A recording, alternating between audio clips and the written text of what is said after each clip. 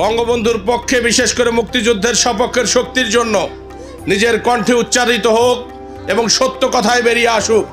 আমরা যা করেছি তার প্রাপ্তি হিসেবে আপনাদের দোয়া এবং সমর্থন চাই। আমরা এর বাইরে অন্য কোনো কিছু চাই না। আমরা কোনো ছল ছাতুরির আশ্রয় নেই নাই, কোনোদিন নেবার প্রয়োজন পড়ে নাই।